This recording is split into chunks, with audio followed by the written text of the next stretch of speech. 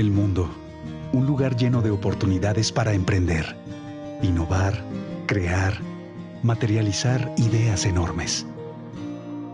Emprender es mirar más allá de los obstáculos, más allá de nosotros mismos. Modificar el entorno para mejorar la vida. En el Tecnológico de Monterrey vivimos la cultura emprendedora porque tenemos la visión de un mejor país. Emprender es el principio que nos creó. Corre por nuestra sangre. Nuestra esencia es formar personas emprendedoras, comprometidas, íntegras, éticas, competitivas, con valor humano, con pasión, alegres y dedicadas. En este mundo de oportunidades, estamos para sorprender y no ser de los sorprendidos. Para encontrar lo que aún no se conoce, estamos para construir un mundo mejor. Tecnológico de Monterrey, cultura emprendedora. Hola, yo soy Gonzalo Alonso y esto es Así Historia TV para el Tecnológico de Monterrey.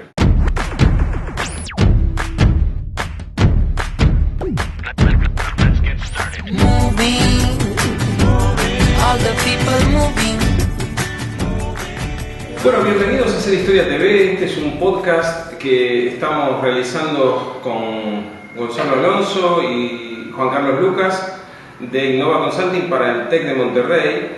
Y el tema es el liderazgo, es el management. Vamos a ir abordando diversos temas en diversos capítulos.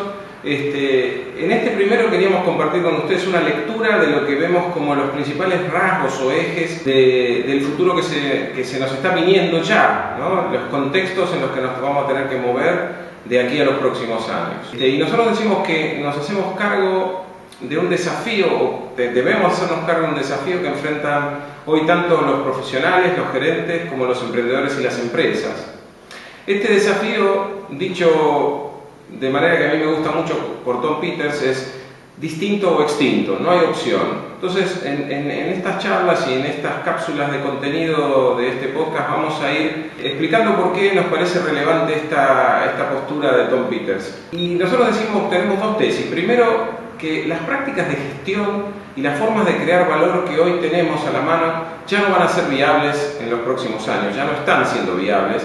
De esto se viene hablando hace mucho tiempo, pero dado lo que está ocurriendo en estos momentos y en los próximos años, directamente esto no va a ser viable, no va a ser una cuestión de deseo o de aspiración, sino de inviabilidad del modelo tradicional del management. La segunda tesis que queremos proponerles para conversar es que el paradigma colaborativo, las nuevas prácticas colaborativas que están apareciendo en Internet o que han venido apareciendo en Internet, serán decisivos en la invención de las nuevas prácticas del management.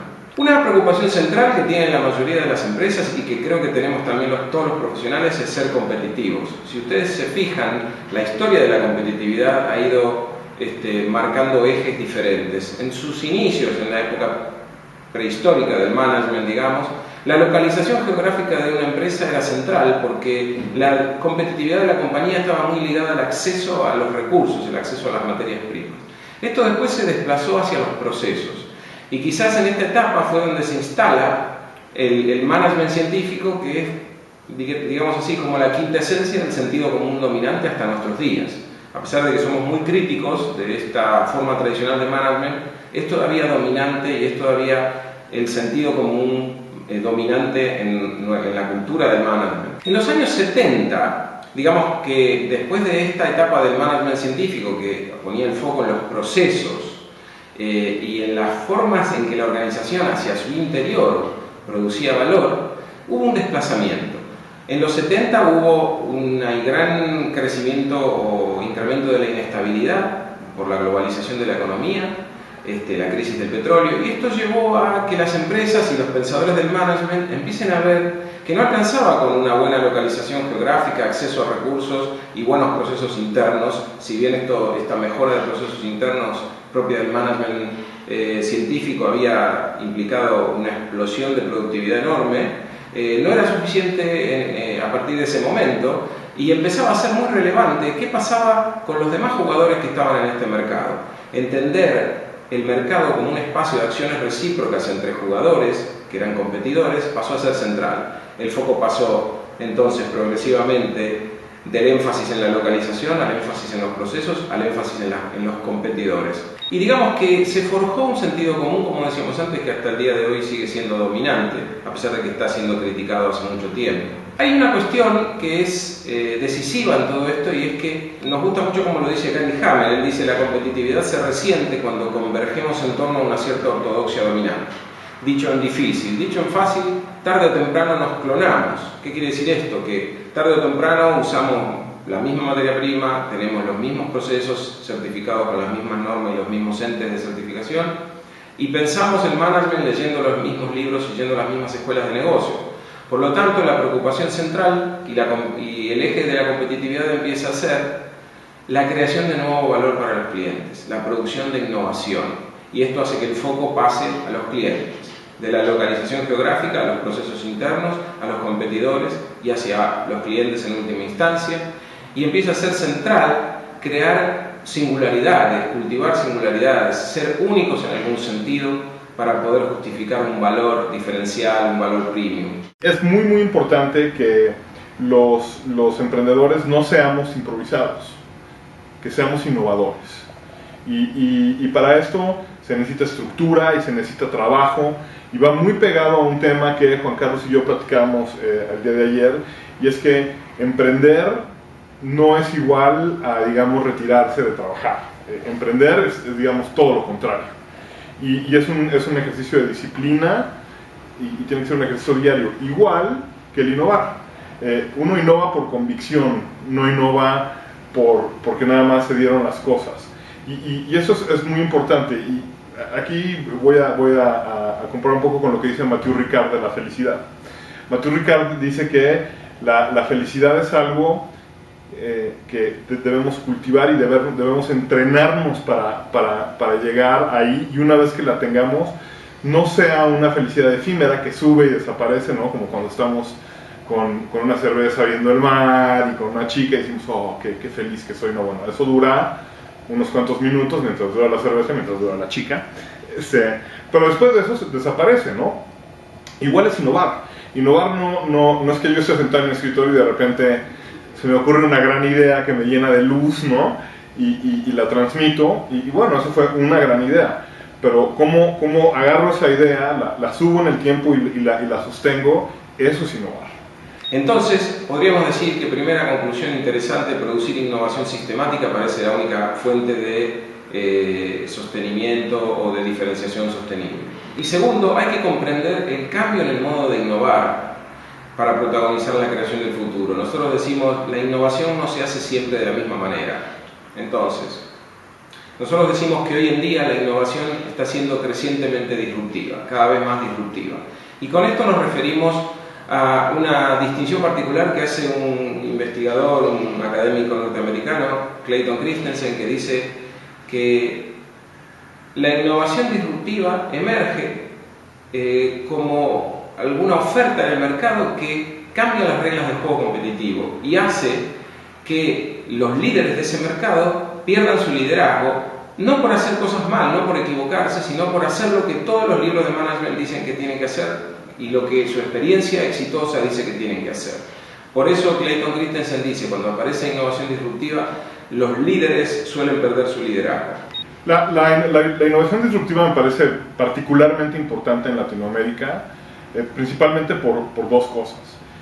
Primero, porque efectivamente hay un problema de innovación en la región muy claro, y esto lo vemos cuando en índices muy sencillos de detectar. Cuando vemos, por ejemplo, la cantidad de patentes que se han otorgado en los últimos años, vemos como la mayoría de los países latinoamericanos están muy por debajo de los demás países europeos y norteamericanos, que nos están arrollando en términos de patentes. Pero esta es una forma muy genérica nada más de ver que hay una crisis muy profunda en Latinoamérica de innovación. Y ojo, innovar no es nada más tener buenas ideas diarias acerca de diferentes cosas. Eso no es suficiente, y algo que yo digo mucho es muy importante soñar, pero es más importante construir para hacer esos sueños realidad. En primer lugar, las innovaciones disruptivas se suelen basar en tecnologías más simples, más baratas, menos eficientes que las tecnologías dominantes. En segundo lugar, prometen mejores márgenes. Y entonces piensen cómo evaluaría una opción disruptiva un líder de un negocio tradicional. Primero, parece una tecnología un poco madura. Segundo, no se sabe cómo vamos a ganar plata. Como si esto fuera poco, le pregunto a mis clientes si les interesa esta novedad y me dicen que no, que quieren lo que estoy haciendo ahora. Y por último, para completar, ni siquiera se sabe muy bien quiénes van a ser los clientes. El punto es que las empresas, por estas razones y por estas características de la innovación disruptiva, suelen quedar afuera del mercado. Pero esa innovación disruptiva eventualmente empieza a avanzar sobre el mercado tradicional y muchas veces avanza a una velocidad o avanza en un grado tal que la empresa líder empieza a perder su liderazgo y ya cuando reacciona es tarde para corregir el rumbo. Por eso nosotros decimos que la innovación disruptiva emerge siempre como una posibilidad subestimada por el mercado establecido.